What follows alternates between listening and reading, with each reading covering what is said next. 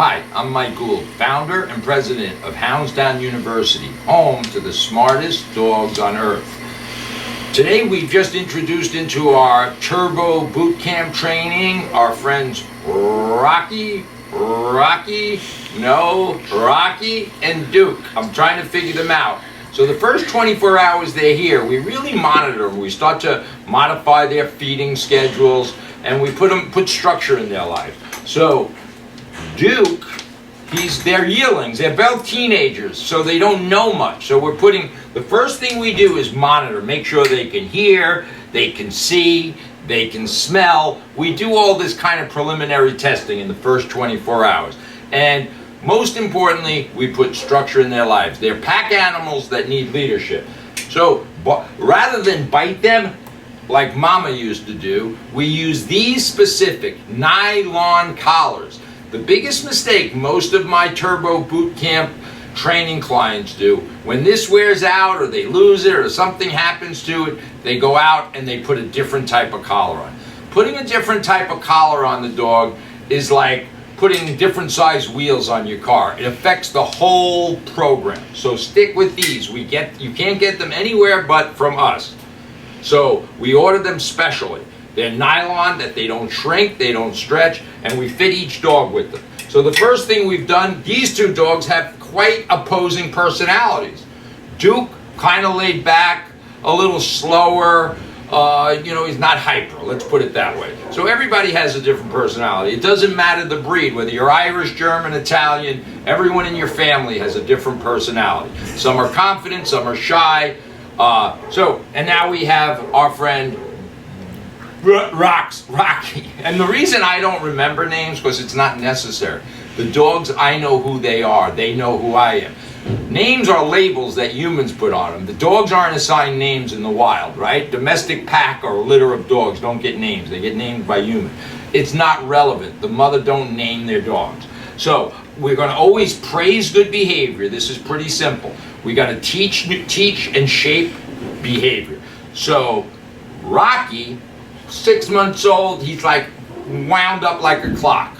So each one of them needs so it's like a shy child and a very confident child. Some version of that. You can use human words, but we're not going to let them jump. We're not going to let them pull on this leash. We're going to love. I already found Duke's spot that he likes. It's right here. Because some of these spots they can't get to because they don't have thumbs. So we can reach part of their bodies they can't reach, right? So here I got this. Then my little friend Rocky decided to leave the pack, and I said no. But I didn't say it in human language. We don't talk, they don't process human language. We speak dog to dog, human to human. So this is about balancing energy. I got my little friend, a puppy, 6 months old. Then I have a teenager, and he wants something under there. I don't have to be an animal behaviorist to know this little puppy sees a toy or something under there, or food.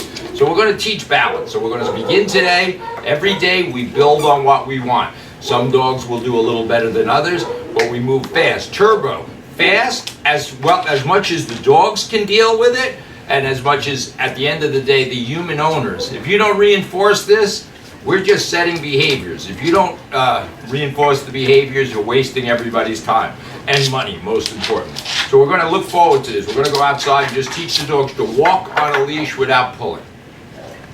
So continuing with the training, it's about relaxing and being a leader.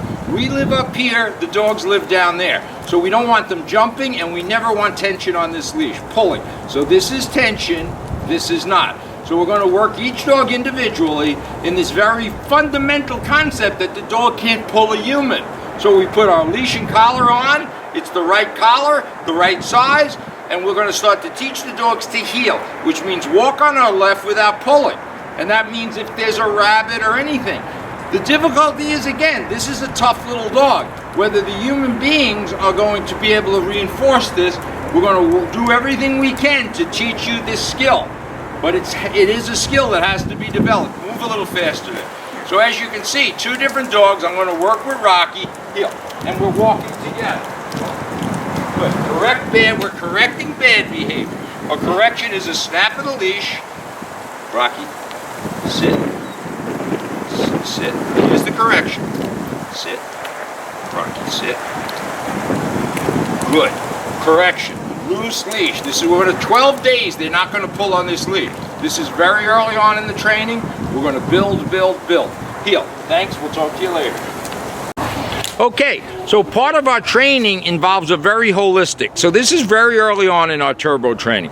Dogs are outside doing what dogs do, meaning they're sniffing the ground, but they're always under our supervision, and they always have a leash and collar on.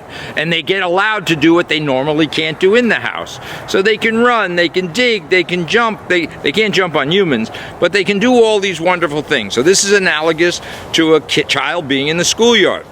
So both dogs have completely different personalities, and they're both difficult in their own way. So the younger dog, Rocky, is hyperactive dog, 6 months old. The Duke is more laid back. But so both of their personalities are, as I said earlier, is a completely opposite. So it makes them a little difficult. But they have to be inside, outside. We can meet the dog's needs in 20 minutes, meaning they've been out on the field now for 10 minutes. They're going to pee. They're going to poop. Now this is your backyard. Leash and collars must be on. Then the dogs, allow the dogs to be dogs without interfering. As long as they're not doing anything destructive or dangerous, we let them do what they want, like a child in a playground.